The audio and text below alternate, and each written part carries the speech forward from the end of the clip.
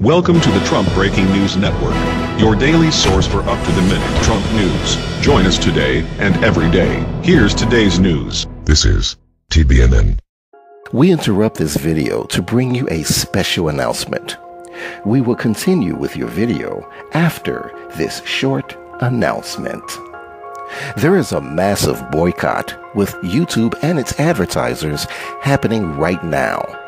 This boycott threatens our existence, as well as the entire YouTube channel database. You can do a search on Google to confirm this boycott. We urge you to help by supporting our channel with a $1 donation, just $1, to help offset our growing expenses. Our staff is working diligently to keep you informed and up to date on events and intel that you have grown accustomed to receiving. Our staff produce over 70 videos on a daily basis in English and in Spanish. This is a tremendous undertaking. This is why we use a computerized voice, because of the massive amount of information we provide for you. We accept PayPal donations, and our donation link is below in our description. When the boycott is over, we'll let you know. This is a serious situation for YouTube and its advertisers.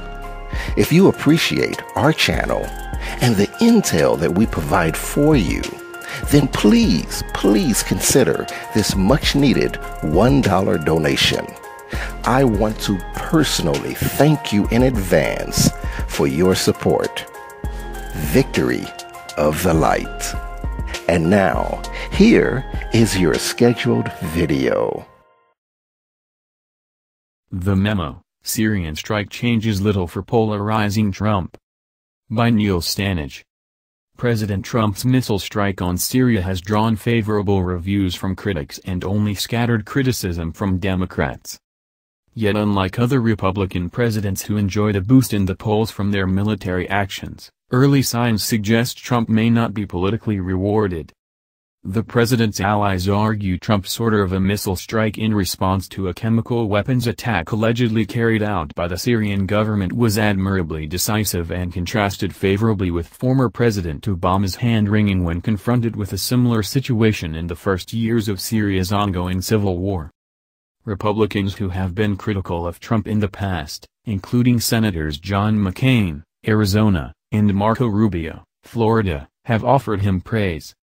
"I think he made the right decision and he handled it in an impressive manner," said GOP strategist Alex Conant, a staffer for Rubio's 2016 presidential campaign, "and I would expect polls to reflect that in the coming weeks." A Washington Post-ABC News poll released on Monday afternoon showed that 51% of U.S. adults supported the action, whereas only 40% were opposed. Those are good figures for the president, who is dealing with approval ratings that are historically low for a commander-in-chief in his first 100 days in office. But the same poll indicated that just 25% said the action made them more confident in Trump's leadership abilities. 28% said it made them less confident, while 43% said the events had made no difference to their opinion of Trump. A CBS News poll showed a similar dichotomy. 57% of Americans expressed general approval for targeting Syrian military facilities in response to the use of chemical weapons, while only 36% disapproved.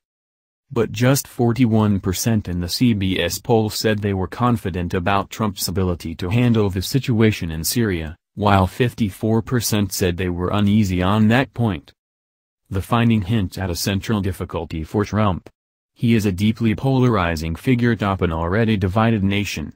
That seems to make it less likely that he will enjoy the kind of polling bump that has often accrued to previous presidents in the wake of military action.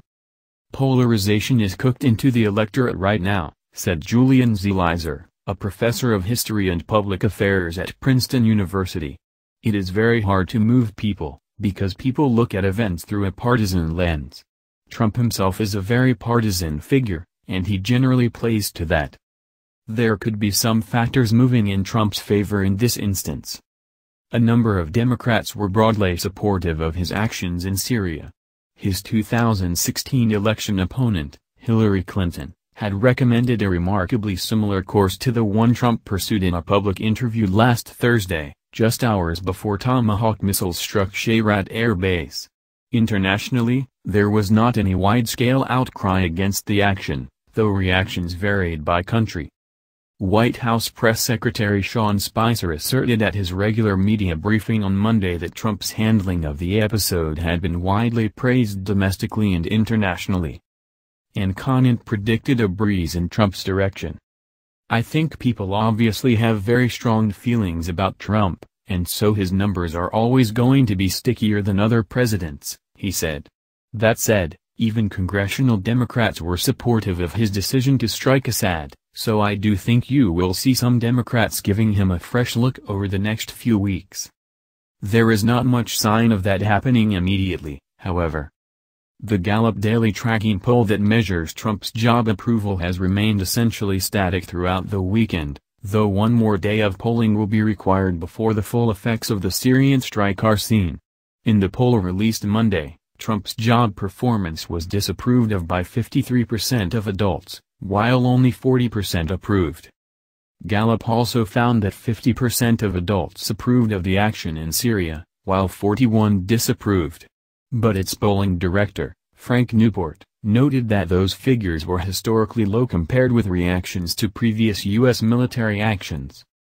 Gallup's figures showed that 76% of Americans approved of the war in Iraq at its inception, and 90% approved of the war in Afghanistan. But other conflicts were much more divisive even in their early days.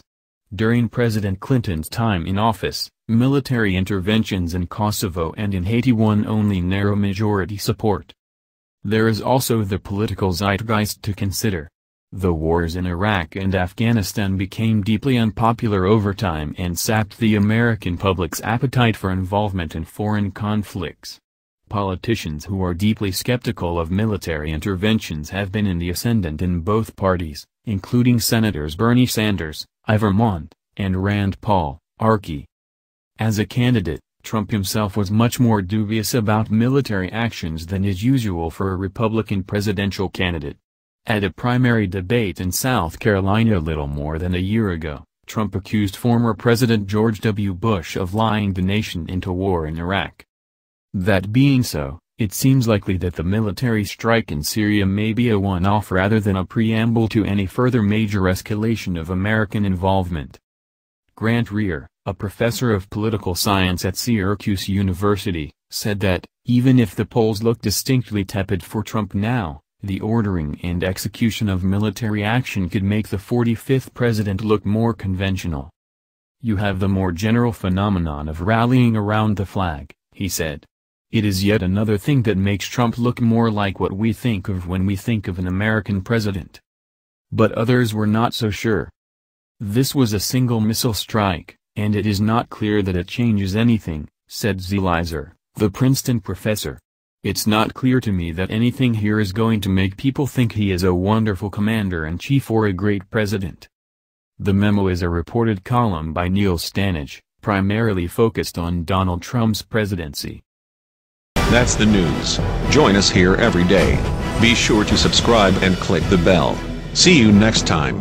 This is TBNN.